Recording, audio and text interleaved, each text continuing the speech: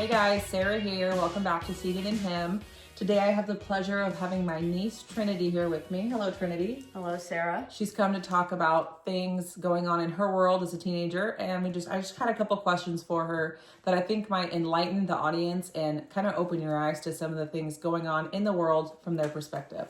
Now, Seated in Him was able to pay for her travel to get here, which is awesome, right? I literally live next door. She lives next door, so it wasn't hard. It cost me 5 cents to get her here. Okay. So we're going to be studying in the book of James today. So if you want to open your Bible to the book of James, because that's something that Trinity has been diving into recently and really finding a lot of wisdom in. And I'm just going to ask her a couple of questions accordingly. So the first verse that I wanted to point out is James 1:5. If any of you lacks wisdom, let him ask of God, who gives to all liberally and without reproach, and it will be given to him. So that stands out to me because when you ask for wisdom, he gives it. He gives it free. He gives it liberally, meaning he just pours it out on you if you're asking for it, and without reproach, he doesn't take it back. What does that mean to you? I think it's like it just makes me think of the same as God's forgiveness. Ask and it will be given to you. Like if you don't ask, like you can't expect what you don't ask, you know? Right, totally. And it's not just that he's going to be like, yeah, sure, have it. He's not only gives it to you, but he gives an abundance. Yeah. And Amen.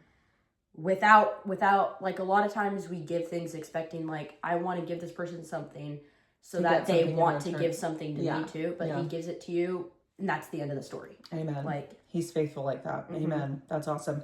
We were talking before we got on camera about how the wisdom of this age and like your age group. Like, why do you think it's so important for people your age to be in the Word of God?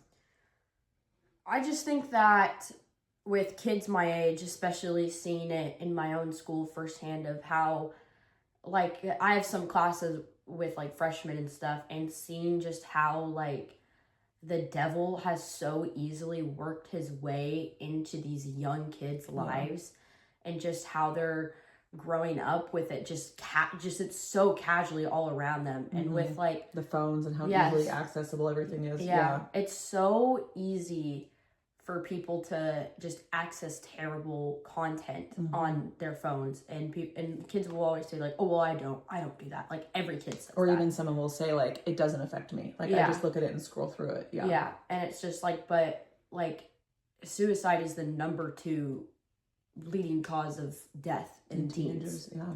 And so it's just like, but like also studies show that people who are in the Word like for like 5 minutes a day, or not even a day, but just multiple times a week on a regular schedule, are statistically having better days and better thought process, better sleeping, better like bettering their lives on every way possible. Amen. Yeah, and you can totally see that in your generation. It's like the 24-hour news cycles, TikTok, all the things, all the social medias, everything you guys have to scroll through. It's like, this is how you should think. This is how you should look. And then there's a way that it suggests things. Like if you even view one thing, it's like, oh, now you're going to like this content. And it just kind of leads you down a rabbit hole, right? Do you have a lot of social media? No, I have YouTube and Pinterest, and that's it. But even in those things, do you see that how easily you can kind of get sucked into it? Yeah, for sure. Do you notice anything like if you feel like you're having a bad day or a good day, how much easier it is to get lost in it? Is there a difference there? Yeah, I've actually been reading a lot of like studies and watching a lot of stuff on this recently.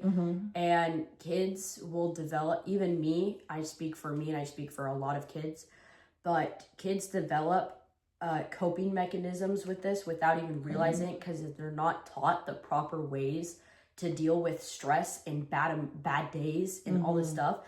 And so their immediate thought is, I'm feeling terrible, let's go to social media. And then with how easy it is to access this terrible content, then that makes it even worse, because it's like just a rabbit hole, right? You know? Right. Yeah. Amen. So I feel like this scripture in James is just as applicable to the adults watching this, people who are parents or grandparents, is like, seek wisdom.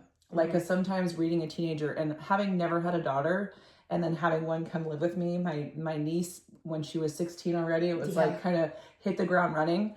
And so we've kind of both learned as we've gone through this process of you being here.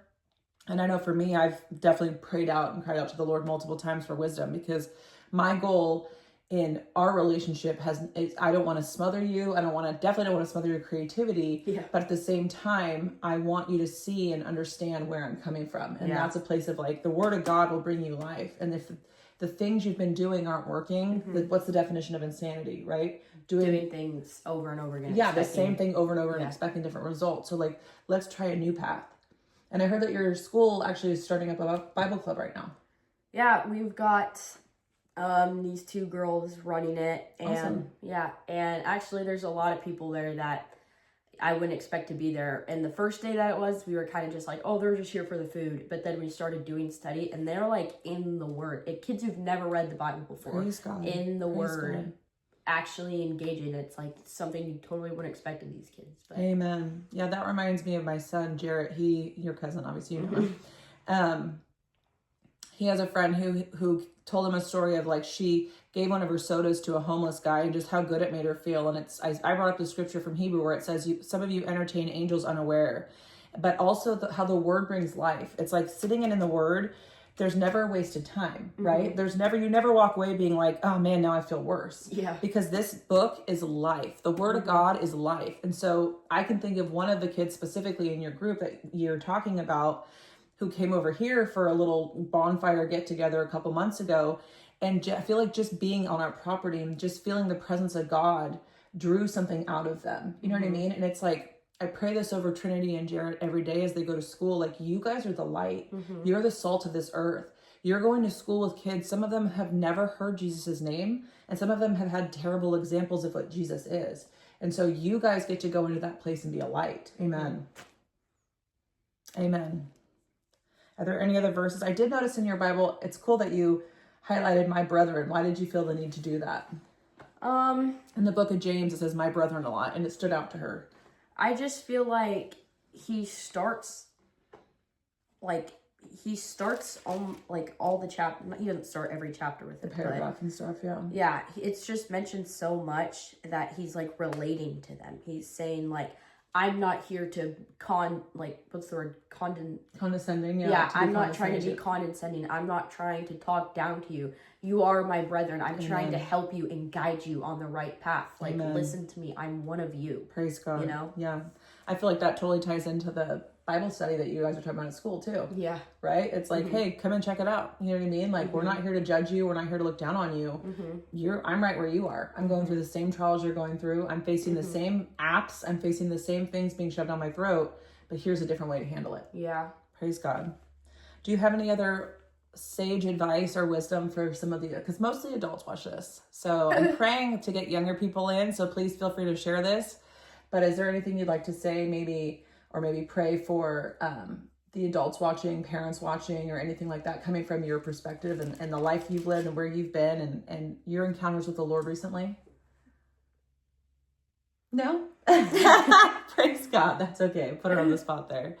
Well, praise the Lord. Thank you, Trinity, for being here. I hope we'll do this again soon. I enjoy talking to you about God. You always light up when you talk about him. The Spirit of God brings life. Hallelujah. So I just want to pray for you guys and send you on your way. Hallelujah. Thank you, Father, for this time.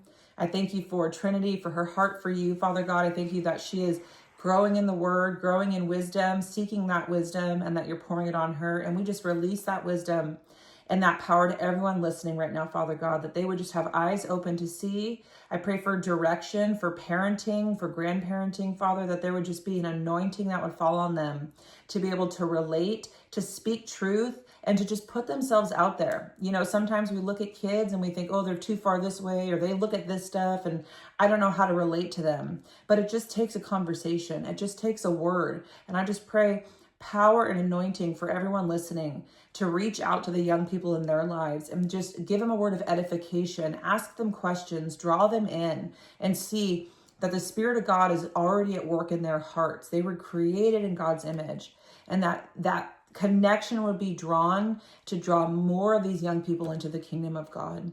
I thank you for it, Lord God. We bless you. We give you all the glory in Jesus' name. Amen. Amen. Good times.